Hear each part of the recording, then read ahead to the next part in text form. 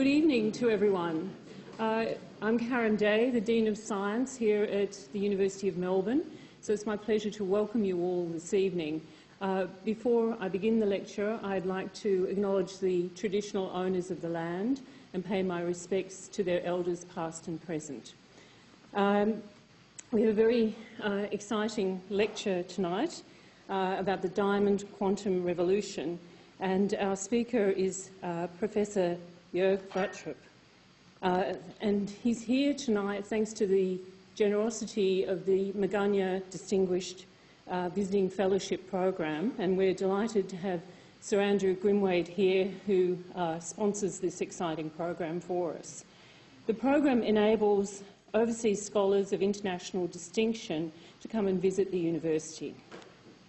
So a bit about Professor Vattrup.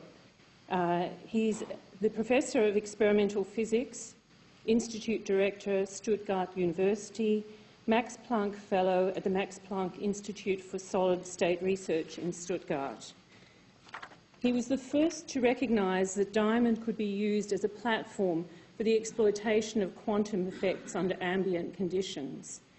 His laboratory is the hub for researchers worldwide to understand both the fundamentals and possible applications of this technology in engineering, biology and medicine. The foundation for this work was laid with his pioneering efforts on the detection of single spins in solids. By adapting techniques from spin resonance, he manifested precision control of single electron and nuclear spins in solids. His achievements were the starting point for a completely new field, what is now known as quantum spintronics. Diamond quantum spintronics has brought spectacular progress to quantum information technology. Much of this has been motivated by his work. Professor Vattrup's research extends far beyond solid-state physics and quantum optics into material and life sciences. His influence and the reach of his activities is too great to cover in this introduction.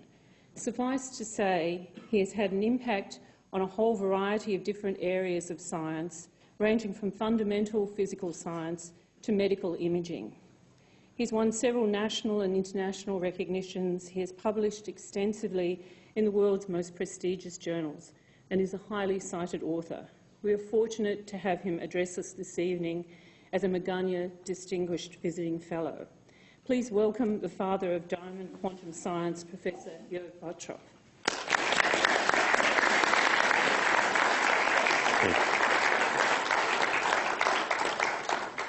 Yeah, thank you very much for these very kind words of introductions. Thank you also, the Miegunyah Fellowship, for actually bringing me here, the Faculty of Science for hosting this, School of Physics, and in particular, Stephen Prower for having triggered all this. It's an absolute pleasure for me to be here, and I should start my lecture with an excuse, and that's about the title. Typically, I choose much more modest title, and I'm far from claiming that my own work is revolutionary in any respect. But a few years back, I was writing together with a couple of European colleagues what we call Quantum Manifesto, which is a white paper meant to address decision makers in European politics, European politicians. And in the first line, it says, we are amidst in a quantum revolution. And that actually convinced decision makers. So now in every press release of the European Parliament, you can say that we are in the midst of a quantum revolution. And this is why it's in the books now, right? And this is why I feel okay in putting that in my title. And what I added to it is specifically solid states and diamond. One diamond you see here already at the first transparency, that's a pretty fancy stone. It's blue, as you can see. Diamond in most cases, well, not in most cases, but you know it as a colorless stone. This one is blue because it's boron doped. It makes it semiconducting, and it makes it very valuable. And that stone actually was in the crown jewels of the Wittelsbacher. I don't know if you know the Wittelsbacher. Well, that's the royal Bavarian family, right? The Bavarians are the most southward German tribe, and I'm working close to Bavaria. That stone, this blue Wittelsbacher, actually came to the market in 2008. And the country of Bavaria decided to put a bid into this, trying to buy it back to the state's treasury. Because the Wittelsbacher, they actually needed to sell that stone in 1927, first world financial crisis. They needed cash, and this is how it got away from Bavaria. Now the stone was auctioned at Sotheby's. It went to the Middle East. But the state of Bavaria had put a certain amount of money, 20 million euros actually, into their accounts for buying that diamond back. Now, as they were not successful in the auction, they did the next most reasonable thing you could do with that money. They were putting it into science. And of course, it was quantum science, and part of that money ended in my lab, and this actually triggered our work on diamond in the lab. Well, so actually, what you will see is that we really work with diamonds like this. The only thing we do is we take a closer look and look at individual of the impurities which give color to this diamond. Before I go to the next transparency, one remark. If you would like to see that diamond, the best opportunity you have is you go to Madrid, to the Prado, because there is a painting of Velázquez. That's this young lady here, a young Spanish princess, and she's wearing a necklace, and at the bottom of that necklace you see a small blue dot. That's this diamond. All right, what is this diamond? What is this diamond quantum revolution, or what is the quantum revolution about to begin with? From a broad perspective, actually, we believe that we can make revolutionary impact on 4 different areas of science. One is computation, and for sure, being here in Australia, you have heard about quantum computation, where we believe that we can make up to now intractable, like classical computers, intractable problems tractable by switching from classical electronics to quantum physics. And I'm not going to talk about that a bit. And then there is quantum communication. Secrecy in communication is a big issue, right? We know this at least since Snowden, that breaching security is actually can affect everybody's life. There is one way to make communication secure, principally secure, and that is doing quantum communication. And I'm going to explain that in a bit more detail because we work in this area. Then there are quantum simulations. I'm not saying a lot about that, but essentially what we do is we take synthetic quantum systems we can control by will or to a very high degree with a very high fidelity to simulate other quantum systems. Right. I've taken here a planetary model. That's not the best you can take, but think about, for example, developing drugs. There, what everybody is wishing for is having an ab initio, very precise prediction of the actually chemical function of those drugs, and this is what this area is promising. And then there is quantum sensing and metrology. Precision measurements are getting ever more important, right? Your smartphone is a device which is full. It's packed with sensors. And those sensors actually make your everyday life more easy. For example, maneuvering through Melbourne, right, by Google Maps requires a couple of sensors, gyros, compasses, and so on and so forth. Making those sensors better actually brings you into a entirely different realm of physics and application. And this is also what I'm going to talk about today. But specifically, I would like to start with quantum communication. If you think about how we communicate or how we transmit signals, then over the last, say, 100 years or so, it's not much of a change. Except for the last decade, maybe. And if you read this recent issue of Nature, that's like 3 years, no, it's 3 years old, then it says the way how to keep a secret is actually going to quantum cryptography, because with randomness, with entanglement, cunning, you can outfox snoopers. Now, how is that done, right? That is the question. Let's look into classical communication, right? As I was saying, communication these days is not very much different from how people were communicating ages back.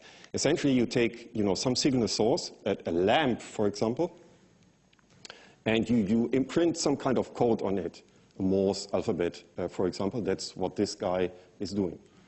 Now, the issue is that the lamp should be strong so that the receiver can see it, but everybody else can also see it, right? And to keep your communication confidential, you need cryptography. That is, you need to encrypt the clearly visible signal in such a way that people can detect it, but they cannot decipher. There are different ways to do it. One, and I'm not going through all of them, but one would be a one-time pad, and this is a particular one-time pad. It's a book from the Civil War, American Civil War, and although you can't read it, but what it essentially says, it gives you a kind of a code, a Morse code, and for every code, it gives a meaning. And this one-time pad, it functions such that this book is with the sender, and it's with the receiver. And if you have that book, you can decipher the message. To make it secret, you should not use one line of code more than once. This is why it's called one-time pad. There are obvious flaws with this, right? You need to distribute the books, and whenever a spy, an eavesdropper, has a book, he or she is able to decipher the message. But as long as that's not the case, this is a good way of doing it. Now, if you punch in your PIN code to launch a transaction, you don't use a one-time pad, as you're for sure aware of, but what you use is what's called a public key crypto methods. That's an asynchronous cryptographic method, and it relies on asymmetrical mathematical functions. Once again, I'm not going to this, but you're certainly aware that it's easy to multiply two numbers, right? You put out your mobile phone, you put in the numbers, and use the right mathematical sign, and out comes the result. But going the way back, if I would give you a number, and I would ask you to find its factors, you will not find a key on your calculator, right? Even if it's a very big one, a supercomputer, there is no key for that operation. And these public key crypto methods, they actually rely on these kind of functions. Since Snowden and the NSA, we know that these methods are not secure. What the NSA was doing is actually, what you need to have here is a random number generator, so you need to randomly come up with a number. But if you slightly modify that random number generator so that it's not really random number generating anymore, and you know how it deviates from random numbers, you can decipher public key crypto methods nevertheless. So what this is saying is that this works in practice, but there is no proof, no mathematical proof, that this is absolutely secure communication. Now, how to improve that? And this is quantum cryptography. Here in quantum cryptography, rather than using classical signals, using a big light source everybody can see, you use a very dim light source, a light source which is generating photons one at a time. And every photon is a bit, right? And you send that photon, so it takes special light sources, and Stephen and his team, and Lloyd Hollenberg, with his team, they are working or using those light sources.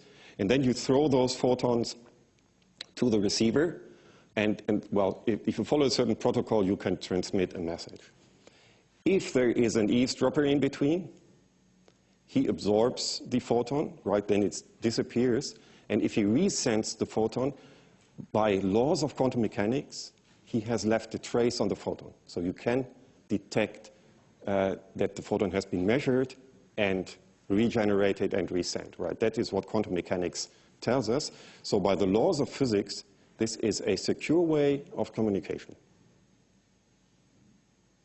Sounds easy, has a drawback. Photons tend to get lost. So it's not only your socks, right, or money which is getting lost, but it's also photons. If you send, a single photon through thin air or a fiber channel here across Melbourne, what is happening is that the probability or the rate by which the photon makes it from one end to the other is actually pretty low. So this is a graph here, It shows the transmission rate. This is bits per second, right? And this is distance. So even the best results we see here, which is called new results, it's from Fiuzzo and NEC, says that you are down at 100 kilometers or so, down to a key rate of 10 bits per second.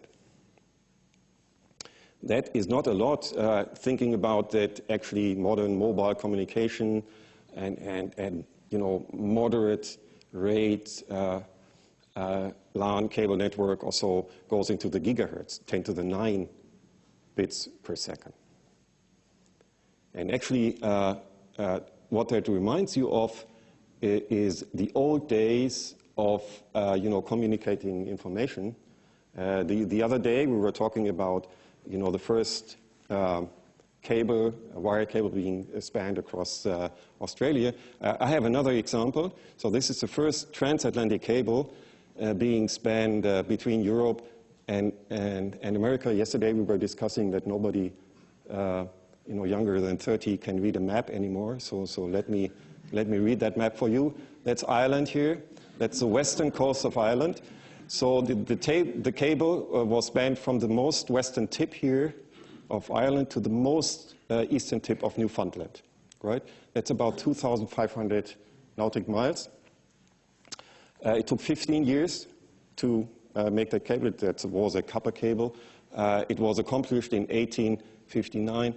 If you're interested in reading about, what kind of adventure that was, I specifically recommend that book. Because it carries a very good title, Signal and Noise. Why is that a good title? Well, the first transmission was achieved 1858 or so, and it was, a greeting from Queen Victoria to James Buchanan, president at those days in the US. It was about 100 words, and it took 16 hours to transmit. And the reason is signal to noise. The signal to noise was so low, the signal was so, only slightly above the noise, that you need to repeat it often to be sure that you got the right reading. You know this phenomenon when you have bad Wi-Fi, right? It takes an awful lot of time to upload files or whatever. And that's exactly what happened to them. In the beginning I was making the point that not much has changed in communication technology. And indeed, that's the case, right? These days we have optical fiber cables, but the physics is the same, right? The signals are transmitted at the speed of light back in 1858, and they are traveling at the speed of light these days. There is just one difference, and these are these devices. These are amplifiers which actually boost the signal. So every now and then, every, say, 100 kilometers or so, you have a fiber amplifier which is getting the signal up from the noise, and then it's faithfully transferred to the next fiber amplifier, and so on and so forth. So there are maybe a couple of hundreds of these devices being on the ground of the ocean, and that gets up the signal to terabits per second. So this is what is really modern in communication. All right, there we are, right? We have these awfully low bit rates per second when we communicate with single photons. Why not boost them with amplifiers, and we are back in business? Yeah, if it would be so easy, you would communicate with quantum cryptography. There is another law in quantum mechanics telling you that it is not possible to copy, that is to clone an arbitrary quantum state. We'll talk about quantum state later, but there is no copy machine for that. And an amplifier is nothing but a copy machine. It just tries to make as many copies of an incoming signal as possible. And in quantum mechanics, with a single photon in an arbitrary quantum state, you cannot do that, right? It's a two-line proof, but I think we should spare that for tonight, going through that. So we can't do that. And well, is there a way to get out here? And indeed, there is a way. And you can use quantum mechanics itself to actually nevertheless accomplish long-distance communication. And let me go through that. And for that, we need to go into a bit more into details of what we are doing here. So in quantum communication, what we do is we transmit signals by photons. In most cases, we don't do it in a way that, say, a 0 is a photon present, or say no photon present, and a 1 is a photon present, right? So it's not light on and off. That's not what we do for technical reasons. But for example, we encode information in the degree of polarization or in the direction of polarization a photon has. A photon is an electromagnetic wave. There is an electric field vector which oscillates as a function of time, and it can, if this is the direction of propagation, it can oscillate like this or like this. And you can measure that polarization by a polarization filter. If you have one of those fancy sunglasses, you know how that works. And if you have a camera, right, you also know how a polarization filter works. But believe me, people can measure the polarization. Now, in quantum state, well, typically we physicists, we cast it and symbolize it with these kind of strange brackets here. But you can forget about that. Essentially, what this says is that you can prepare your photon in such a state that it is polarized in this and in this direction at the same time. We call this a linear superposition. So when you do a measurement, when a receiver does a measurement on such a photon, then it either measures it to be vertically or horizontally polarized. But in between, it's in both states, right? This is one of the features of quantum mechanics. We even need to go further to do quantum communication. We need to use 2 photons. Now, these 2 photons I have prepared in that state. If we look at photon A, and we do a measurement on these 2 photon state, right, then we find it either vertically or horizontally polarized. So no change to this case here. But it, so to say, has a twin in that state, right, which is also measured vertically and horizontally polarized. By the way, with 50% probability in both cases, like here. The only thing we know here for sure is when we find photon A vertically polarized, we also find photon B vertically polarized, and vice versa, right? And photon A is horizontally polarized, photon B is also horizontally polarized. So they somehow, share similar properties. They show this correlation, and this is what we call entanglement. And that's a key resource in all quantum business. Now, how do you make those strange photon states? There is an easy method. You take a nonlinear crystal, like calcium fluoride, for example. Those crystals, they convert actually one photon, which has a certain energy, corresponding to this blue wavelength, into 2 photons of identical energy, so that the sum of that energy is the incoming energy. So this is not an energy generating machine. It's just a conversion between a high energy photon and 2 low energy photons. And these 2 photons here, when they go through this process, they are entangled. And they have exactly this kind of state. So that's one of the resources and one of the kind of devices you find in every quantum optics lab, also here in Melbourne. You can do a couple of interesting experiments, but I'm just mentioning one because it somehow highlights this interesting feature of quantum mechanics. You can separate those 2 red photons here, which are in this quantum correlated state, and then at some distant location, you can do measurements, right? And when you do that, for example, on this one photon here, you will either find it in a horizontally or a vertically polarized state, right, with 50% probability. But one thing you know for sure is when you measure it horizontally polarized here, your teammate at the other location measuring the other photon will also find a horizontally polarized photon, and vice versa. If it's vertically polarized, it's vertically polarized here, independent of the distance. Right, and this, was causing arguments in the old days about how much quantum mechanics is really describing, everyday life, or at least reality in experiments. There's this spooky action at the distance discussion Einstein did, claiming that quantum mechanics is incomplete. We know it is complete. It works in the lab, and now we make a technology out of it. Right? This is the stage we're in. By the way, these experiments were done like almost 35 years back by Alain Aspect, a French scientist. Okay, so all right, so now let's do quantum communication. Let's do some, let's conceive some real device. The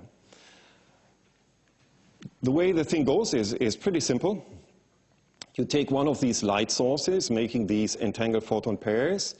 You send one of those photons to somebody who wants to send a message, right? And the other photon goes to, well, it's a black box here to begin with.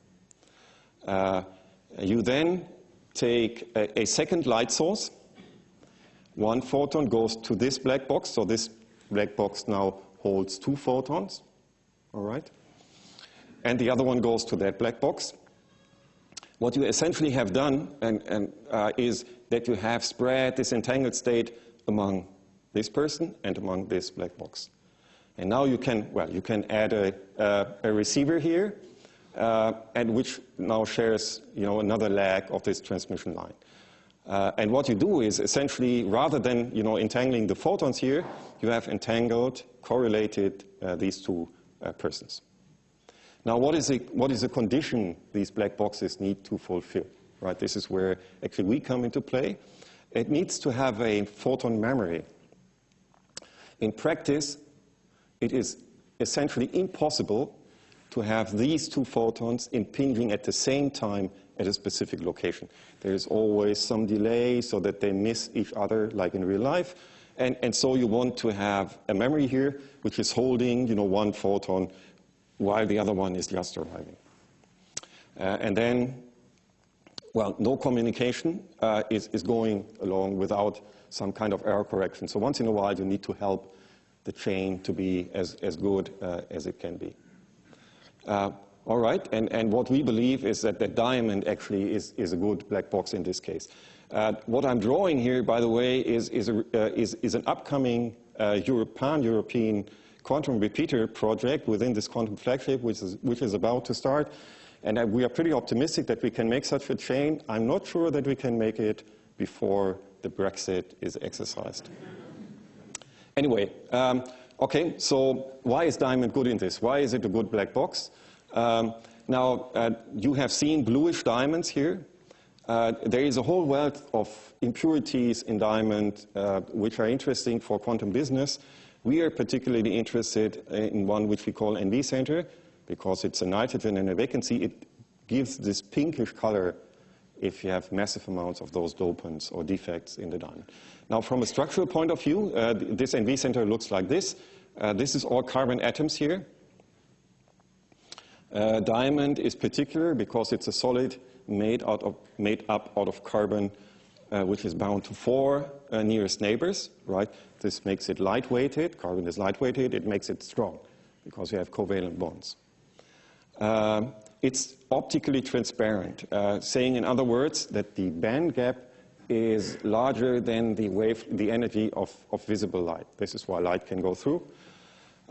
If you dope it with nitrogen, which goes into diamond very easily, and if there is a vacancy next to it, we call this a nitrogen vacancy center, and this gives color to the diamond because you introduce absorbance into the material.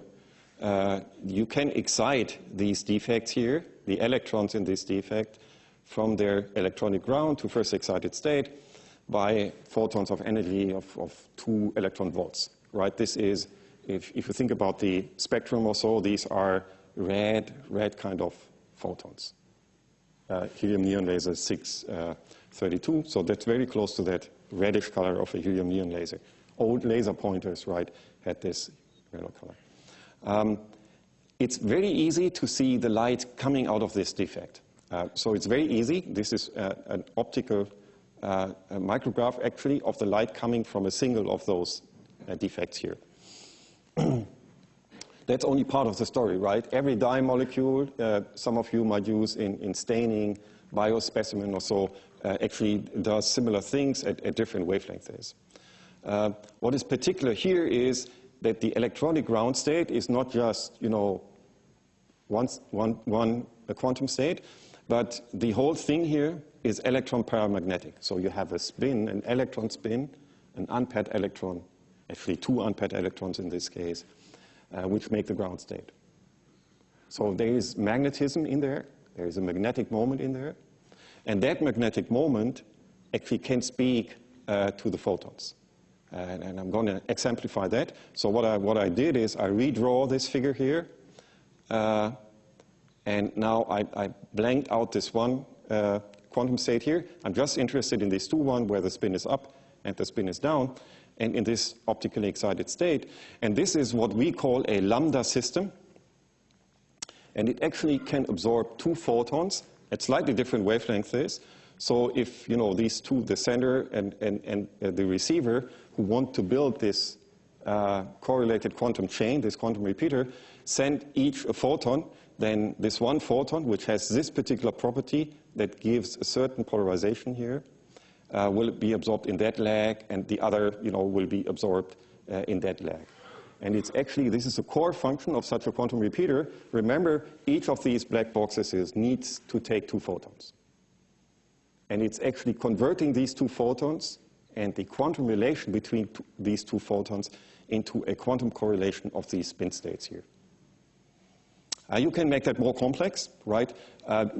Sometimes we mistreat our diamonds such that we write these small patterns into them. So what you see here is actually these defects, which have been generated by specifically implanting nitrogen through these holes.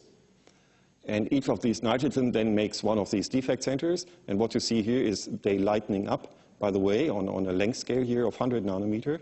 So that's a 3 by 3 array, which we write into diamond. And then you can essentially, you know, have this one here absorbing, say, photon 1, and this other one here absorbing photon 2. And because they are so close together, this distance here is on the order of 30 nanometers. Remember, these are 2 magnetic dipoles. And magnetic dipoles, that you know that from your kitchen table physics experiment, right? If you have 2 magnets, they start to talk to each other. And this is exactly what's happening here. And because they talk to each other, actually you can manipulate the photon coming from the UK and the one coming from Germany in such a way that you have a quantum knitting machine here, right? And this is a very efficient way to close this chain and make this black box. I'm not going into all the details, but we were showing that you can correct errors. So should there be errors on the UK side, and should there be errors on the German side, right? You can correct them in between, and you can actually store photons for a pretty long time, like 10 seconds. And that is way enough to finish the whole chain. Once again, we haven't done that yet, but there is massive European coordinated effort to do that. All right, so with that, I think it's time to coming to my second example. These diamonds are not only good for, you know, building these fancy communication chains and doing quantum cryptography, they are also particularly good as sensors. And I'm going to exemplify that on 2 different cases. Now, where are these quantum sensors used these days? Diamond quantum sensors already used these days. And I've given you a couple of highlight examples. For example, in physics and material science, these low-dimensional 2D electron systems, where you actually have a material, the physical properties of which are entirely defined by a planar sheet of that material, right? People are really get interested in this because this is going to replace or could replace silicon at some point in modern electronics.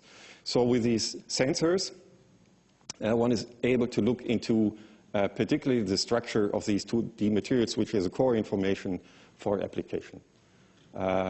This is a physicist's game so far, but the sensors also venture into bio-applications. What you see here is a mice which has been fed with small diamonds, with nanodiamonds of the size of a few nanometer, in this case 20 nanometers or so.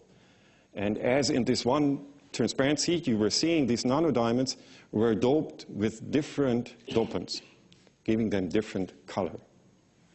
And that's what you see here. The color, the fluorescence was imaged through the skin of the mice, and the mice survived the injection of the nanodiamonds and the image, I should stress here. And the diamonds were treated such that they were targeting different parts of the body. There was cancer in this mice, and it was targeting different cancer types. and actually marking the cancer type. Well, if you are from the biomedical field, you are not surprised by this, because there is a whole wealth of markers for different tumor types. What is specific and interesting about is that these nanodiamonds not only mark the location of cancer, but it also tells you something about the metabolism in there, right? So you're able to get very dedicated, very specific chemical information of the surrounding of the nanodiamond. And that is one thing which is particularly interesting in that field of applications. And I'll tell you a bit about how this works. Also in the field of nanomagnetism, right, this is getting a kind of a standard tool in science, actually, but not only in science, also in industry. You might recall that data storage, at least large-scale data storage, occurs in magnetic hard disk drives, right? So you write bit patterns as magnetization patterns. And those of you old enough remember that in the beginning hard disk drives, were this size and had a megabyte or so. And these days they are the size of a thumb, the nail of your thumb, and hold terabytes of data. And this transformative reduction in size came from actually the reduction in bit size being written into the hard disk drive. And this reduction in bit size goes along with a reduction in the write head size. So some structure needs to write the magnetism into the hard disk drive, and that is a write head. This is what you see here. Now, in the hard disk drives, you operate on the desktop computer, or your server center here operates in Melbourne University. The hard disk drives do have the active element does have a diameter of 100 nanometer or so, right, 0.1 micrometer. The forthcoming generations of hard disk drive, the write head will have diamonds of 20, 15 nanometers. So another order of magnitude increase, which you need to square to appreciate the increase in storage density, right? So going from, say, half a terabyte to 10 or 100 terabyte at the same size and the same cost. That's the roadmap of that industry. And for that, what they need are devices which are able to measure actually the magnetic field of those write heads. And that is what actually we delivered them to have. And actually Toshiba and Seagate, now they have 2 prototypes from our lab. Once again, I'm showing you how that looks like in their research and development operation. So most likely, the next generation of hard disk drive you will buy will have been optimized by diamond sensors. All right, so how does it work, actually? And once again, we are back to this energy level scheme. I apologize. I know that 99.5% of the world does not think in terms of energy levels. I'm a physicist. Stephen, you might agree. We think in terms of energy levels. But let me walk you through this. It's easy to see how it works. So once again, we have these optical transitions, right? This is what's giving light. This is what's giving the specific color to the individual defects, also to the diamond. We use actually that light, or the light being emitted by the defects, as a readout of our sensor. So rather than having leads to the sensor, that is what you have in your smartphone, we do have photons to read out the sensor, right? And we use these magnetic sublevels, these spins, being spin up or spin down, actually to sense what we want to see. I've plotted here energy scales. That might not tell you a lot, but this one here says femto electron volts, that 10 to the minus 15 electron volts. And we actually measure that with a transition of electron volt energy, visible light. So the ratio here is 10 to the minus 15. And that is somehow an indicative figure. That's a terribly small number. That's an indicative figure of the sensitivity we gain or we have with these devices. All right. And we use that here for making measurements. And I'm going to explain to you how we do that. So once again, we are back with this NV center. You have seen this before. We can see luminescence of single of those dopants. We have these magnetic levels, right? Spin up, spin down, and no magnetic moment at all for 2 coupled spins in that system. We can drive in addition to these optical transitions, we can have radio frequency transitions down here. They are called radio frequency because they are at way lower, smaller energy. They are actually at an energy, or around an energy, your mobile phone is working with, right? That's if, depending on, you know, if you have the latest brand or so, the energy is varying, could be like a few gigahertz. Modern types will go up to almost 8 gigahertz, but that's about the energy we are irradiating here, and with that we actually initialize transitions. Now, on a side note, it's only this one sublevel taking part in optical excitation and emission, and if you plot this fluorescence intensity as a function of frequency, when you're in resonance here, you see a dip. So basically, the defect gets darker. Your diamond is getting darker when you exactly shine in radio frequency with the right energy. You can try that at home. Should you have a colored diamond, right? You can play around with your smartphone, a bit of light, and see if it gets dark. It certainly will get dark after some time. Somebody is turning off power, most likely. All right. In any case, this is how our sensor works. This is now only the spin ground state. This one is bright. That one is dark. You measure this energy difference here.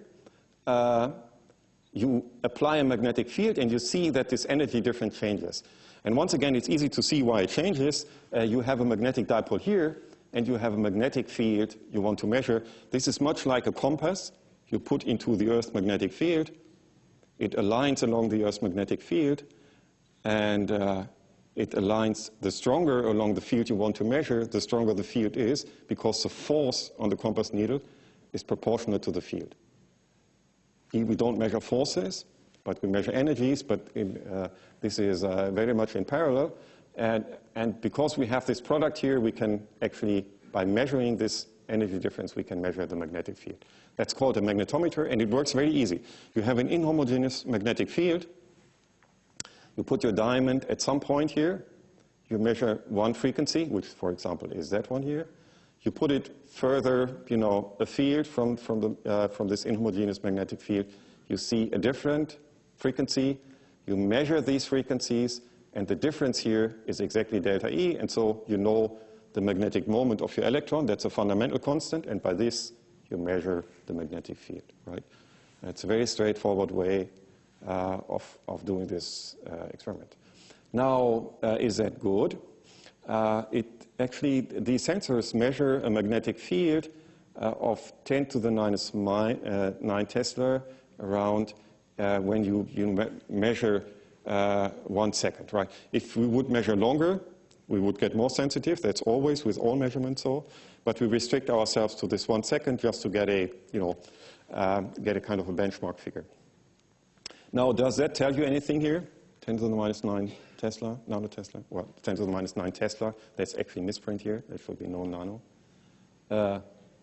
Does it tell you anything? Probably not. Let's do a scale bar. So magnetic fields. One, benchmark figure for the magnetic field actually is the Earth's magnetic field. That's about 10 to the minus 6 Tesla. That's a microtesla, right? This is the Earth magnetic field, which you measure with your compass needle. We were talking about that earlier today. If you crank up actually water, so if water is flowing in the water pipe, that is also generating a magnetic field. You might not be aware of that. You might want to measure it with your compass, right? Good luck. Because it's rather small. It's 10 to the minus 7, so it's 2 orders of magnitude, factor of 100 smaller. Why is there a magnetic field? Well, there are ions in water, right? Unless you use deionized water. There are ions in water. Ions are electrical charges. And from your school class, you know, if electrical charges move, if they flow, they generate a magnetic field. And for a normal water pipe, half an inch or so, normal water pressure, that generates this 100 nanotesla at 20 centimeter distance. And when you think, you also generate magnetic fields, right? Reason is very simple. It's not water flowing in your brain. It's rather ions flowing in your brain, right? Neurons function by pumping ions across a cell membrane. And that is a current. and that current makes a magnetic field. It's rather small, though. It is yet 6 orders of magnitude, a factor of 1 million smaller than the water in the water pipe. So that's 100 femtotesla at up to 100 femtotesla as the surface of your brain. All right. So, and we are here. Not too bad. We can measure water. We can certainly measure the magnetic field of the Earth. Could we potentially also measure the magnetic field of your brain? Well, for that, we need to get more sensitive. And the way to get more sensitive is actually, rather than using a single atomic impurity to measure the magnetic field, we use a whole bunch. Or, in other words, rather using a tiny diamond, we use a sizable diamond doped with these defects to measure the magnetic field. So, and that's what I'm showing here. I plot this sensitivity, right, as a function of measurement time. So we always focus ourselves to 1 second measurement time. And then the sensitivity is 10 to the minus 12. That's 1 picotesla. So the brain magnetic field is somewhere down here. And this is why we pushed harder. This is our latest result. And we come pretty close with our sensor to brain magnetic fields. We are just, well, we are about to miss a factor of 2 or so in sensitivity for that. And that's rather encouraging, because that opens, to our mind, a very interesting, very intriguing fields of application. Why is this so? Because it allows you actually to read brain activity, and it allows you to read brain activity in an unprecedented, applicable, easy way. I don't know if you have seen maps like this. This is actually an image of the brain. It's an MRI, nuclear magnetic resonance image, and laid on top is color. And this color actually comes from locally measuring magnetic fields, which are coming about because of brain activity.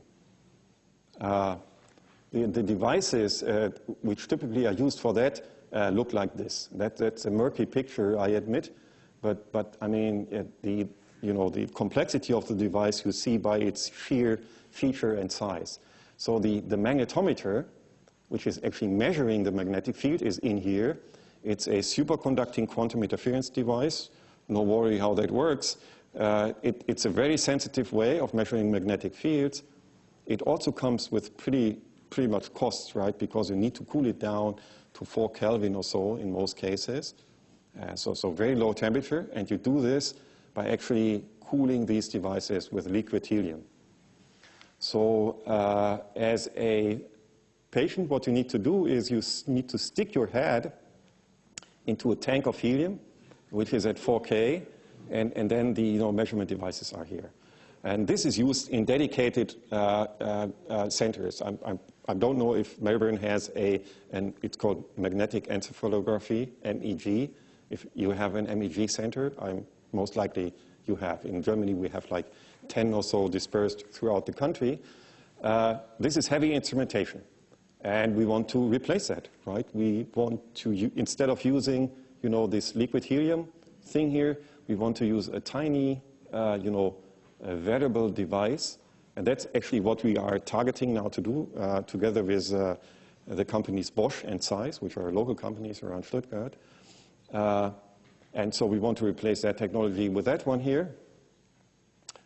We are close, actually, to actually accomplishing that.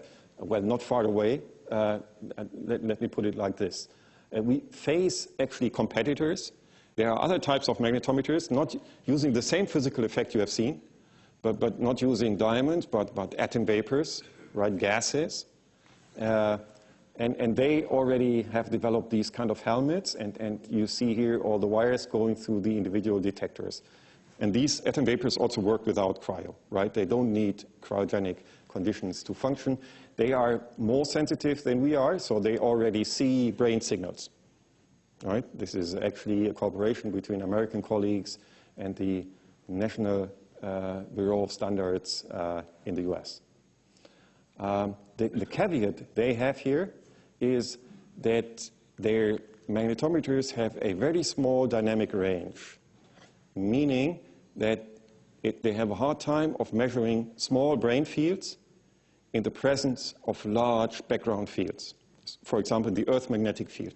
So they need to shield out the Earth's magnetic field. You do this with special metal enclosures, very expensive ones, by the way. And also, you know, even if they shield out the Earth's magnetic field, lamps, projectors, your smartphones also are generating so much magnetic noise that all this needs to be out of the room. That makes it, you know, much more attractive on the one hand because you have a smaller sensor, but the overall infrastructure is not getting easier, right? It's staying as tough as it stays here. And we believe we can get along without that because our magnetometers, we can discuss about that later, have a much higher dynamic range. So this is, you know, this is what we think we can do. And well, this timeline here is on the order of 10 years from now. We think we can come up with systems which are able to help physically challenged people actually to communicate with the world, because the audio cortex, that's a part of, you know, my brain, which is particularly active now, which is next to the ears, generates specifically high magnetic fields, up to 500 femtotesla, so that's a factor of 2 or 3 larger than what we can already measure right now. We believe it's good for robot control, and I specifically took that picture. This is a typical scene when there is neurosurgery going on. I don't know if you have seen how the surgeons operate the different instruments. They use their feet, they use their hand, and they even use their mouth, right? So they chew on switches, essentially to make all these small scissors and so on and so forth working. And to make that easier, right, at least SAIS is envisioning a new human brain interface. Of course, you need a well-focused surgeon for that to work. And Bosch is going so far that at some point, you know, this will replace physical interaction with your car by just thinking about where you want to drive. Of course, that's a bold vision. We'll see how far we go there. It's going to change the way we interact and we think about machines, I can tell you.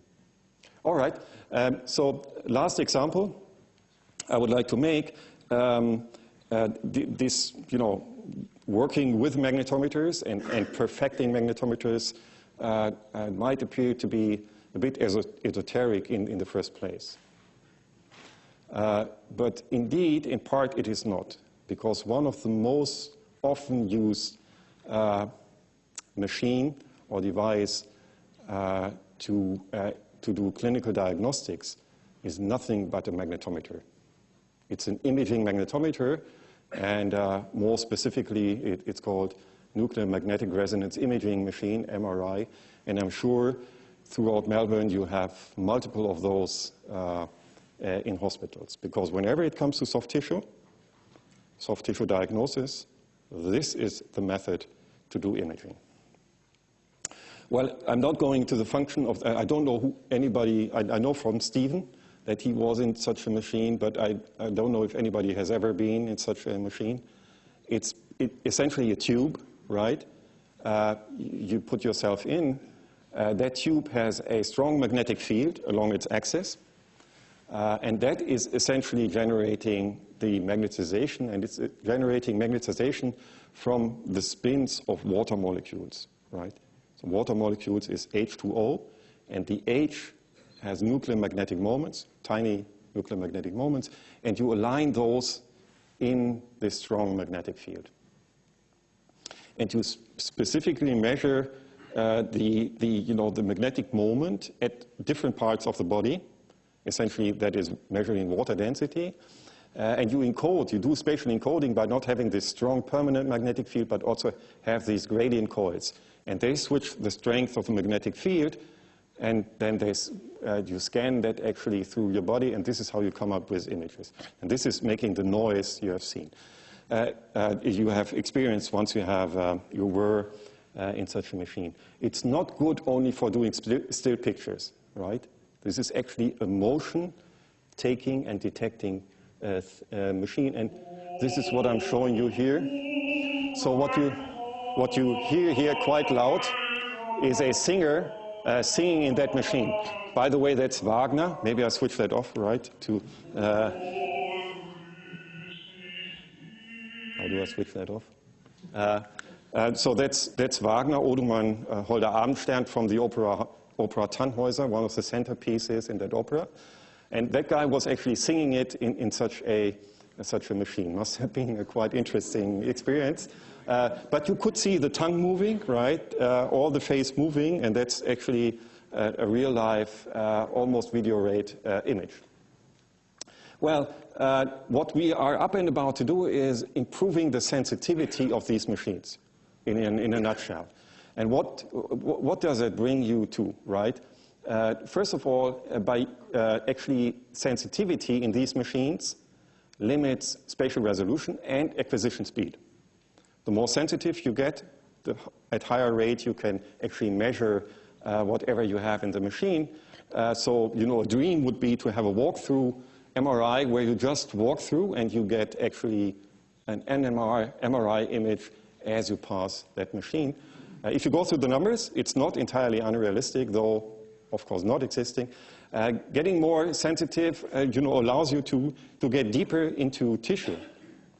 Currently, the spatial resolution of these machines is roughly a cubic millimeter, right?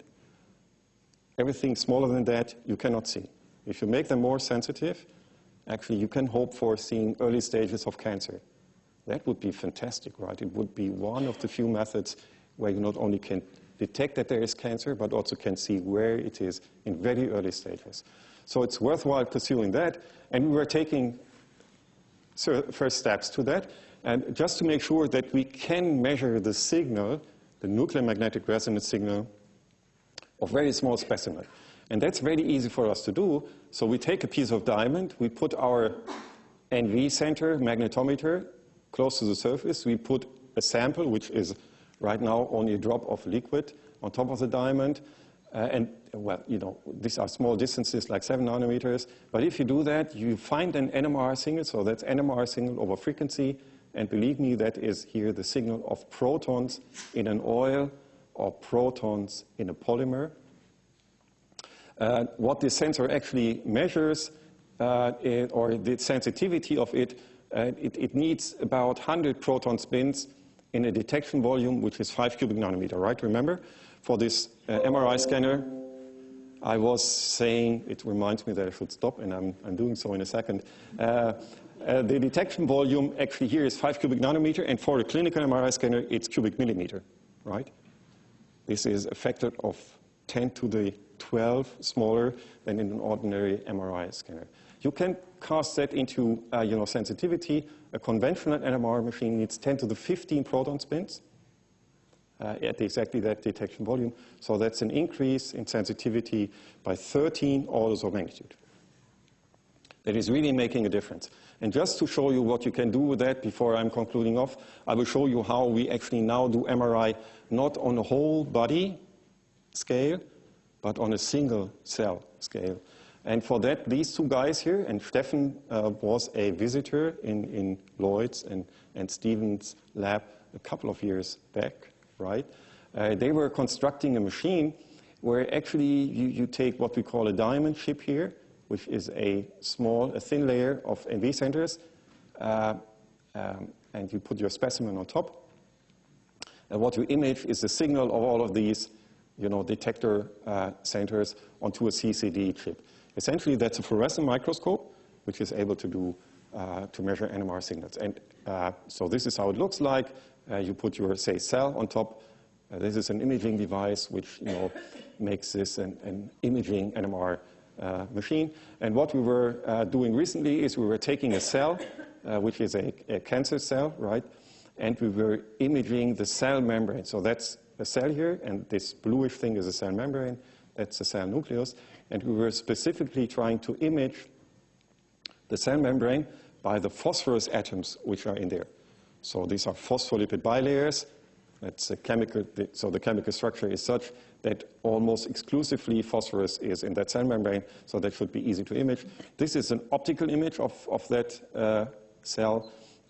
We were staining the cell membrane as a control. This is what you see here, and this is a phosphorus NMR image, right? And you can see that actually it nicely follows the fluorescence image as a control. And so what we do here is we really image, we do the NMR image MRI image of a single cell and even the subcellular compartment here. All right, this is bad signal to noise. I always compare this to this image, which has been taken in 1978, and that's actually the world's first MRI image. All right, that's not a single cell. It's actually a single body. It's a cut through a patient's body, and the overall dimensions here are 0.5 meter, whereas here it's 10 micrometer, right? And this is actually where, you know, the improvement in sensitivity takes you on. And of course, we hope to improve that signal to noise so that at some point we are also, you know, recording cells moving and eventually even singing. All right, so with that, I'm actually at the end of my talk. Just as a final comment, I was exemplifying the use of these defects in the sensing part by measuring magnetic fields. But that's not all you can do. There is a whole wealth of other quantities you can measure. So this is what we were looking at, magnetic fields. You can measure electric fields. You can measure force. You can measure rotation and also gravitational fields, we believe. And rotation, and you know, before the talk we were talking about autonomous driving. In self-driving cars, doing precision measurements of rotation, of gyration, is going to be a key component. Just to give you a comparison, right? No plane would fly, would not fly, you know, within Europe or transcontinental flights if those planes would not have precision gyros, rotation measurement devices on board, because that's what allows them to maneuver without GPS, right? It's a legal requirement to have that on board. These gyros, which planes have on board, are sizable and expensive. And one of the key issues we actually facing and industry is facing to make them small and affordable. And small and affordable means solid state, and it potentially means spins, and probably it means diamond sensors. All right, so with that, I'm at the end of my talk. I'm a basic scientist by heart. I venture into different applications. But if you would have asked me like 3-4 years back, I would never have contemplated on you know, building prototype devices. But basically what I was doing over the last 50 minutes or so to you, I was doing for a couple of years to industry. Waving my hands, showing transparency, saying, you know, this is easy to operate, you can make your sensors much better for cars, for whatnot, clinical use. And everybody was nodding, saying, nice guy, good transparencies, let's move on, right? And this is why we decided to do prototypes. So we were actually condensing our lab scale setups into a series of prototypes. This is our first version. It says version 3, but actually it's the first, you know, prototype we were actually bringing with us to industry partners. It has a shoebox size, roughly. It has everything on it we have on our optical tables. The sensitivity is not super great. It's like a few nanotesla square root of hertz. Power consumption is 10 watts, so it runs on a battery for a couple of hours, as your laptop does. This is our latest prototype. It's a pencil type. The diamond is here. So if you come closer, you see a small diamond here. And this is actually where the sensing part takes part. It has the size of this remote control, right? It runs on a battery, so almost everything is in there. Same sensitivity, power consumption is so that it runs for a couple of hours on battery. Actually, this was reverse engineered by Bosch, and now they have a centimeter squared made a centimeter squared device out of it. So just as a final remark, actually this device came from a discussion we had with Bosch. We were also trying to convince them that investing into these sensors is a good idea because Bosch is the world's largest manufacturer of sensors. 80% of all sensors you have in your smartphone, whenever you rotate your smartphone and the screen is rotating, this is thanks to Bosch, right? Come from that company. And we were discussing with them saying, well, listen, this is a new revolutionary type of sensor and so on and so forth. Wouldn't you buy it? And then they were saying, okay, how much is it? 98 cents or 97 cents or so. And of course, we are just at a different scale with what we are doing. And then they were saying, okay, this is about the business margin we are talking about here. except you can come up with a very special device which might be larger and might be more expensive, which is able to measure magnetic fields. And one of the challenges Bosch is facing is they are constantly developing and selling tools for professional plumbers, for example, right? And as a plumber, once in a while you have the issue of locating, say, a metal pipe in the wall, right? You want to drill a hole, but you don't want to drill it into your pipe. And what those people typically do is use pipe indicators. You probably have used those ones, which work on induction. So you move that device across the wall, and you see at some point you see a signal, but you need to move in order to get the signal, point one, and what you want to detect needs to be out of metal. Now, modern water pipes are not made out of metal anymore. What do you do then, right? And what you do then is exactly the one example I was showing you. You cramp up the water in your water pipe. Water is flowing. It generates a magnetic field, and that's what you measure. The point is you need to have a sensitive magnetometer, and the sensitivity benchmark they were giving us is this 10 nanotesla per square root of hertz, because a decent water pipe makes a field of 100 nanotesla at 20 centimeter distance, and that's the thickness of the wall. So now Bosch is taking that serious. This is what they develop out of it. So one day you might buy one of these pipe indicators made from diamond in your local department store. All right, so with that, I'm at the end of my story. This is actually the team in Stuttgart. We have great collaboration with lots of people around the world, specifically here with the School of Physics, Stephen Prohr, Lloyd Hohenberg, and all of his folks which are around here. Actually, that's one of the recent institute outings, and I specifically have chosen this picture just to show you how a decent winter in mid-Europe looks like. So I thank those people for their actually work. I thank you for your patience, and I'm happy to answer any questions you might have. Thank you.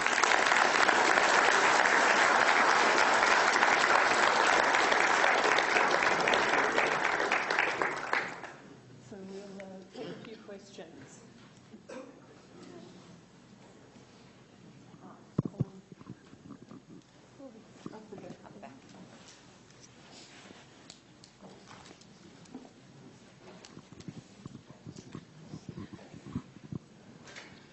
I was just wondering, given the sensitivity of your magnetometers, would that also work as a siphon for your quantum cryptography? Because that generates a magnetic field as well. So if you could emulate, you could quite possibly do what the NSA does and siphon off. Yes. Well, that's a good idea, of course. A sensitive magnetometer would measure, changes in magnetization of these repeater nodes, right? That's what you are saying. Well, any measurement which is indicative of that magnetization is going to change the magnetization.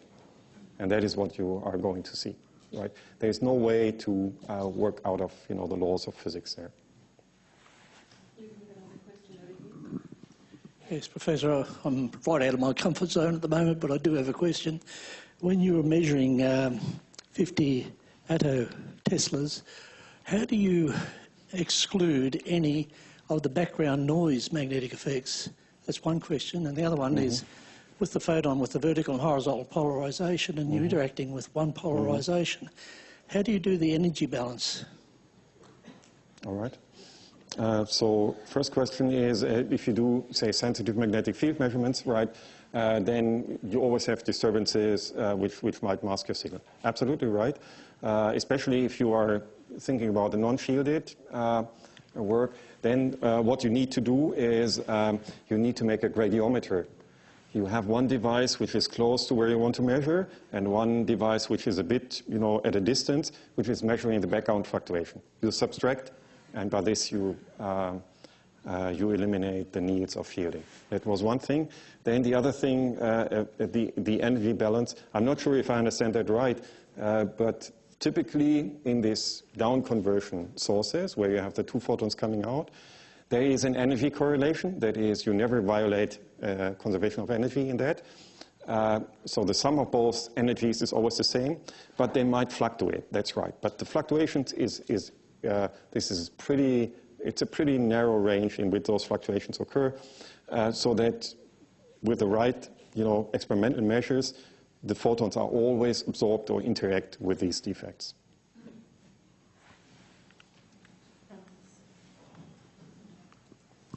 I want to ask about the cells. Yeah. So you can see the phospholipid bilayer on the cell. Yeah, sure. Mm-hmm. So how far away can you see? Because you can't see the DNA. So how far do you think you'll be able to penetrate? Absolutely, yeah.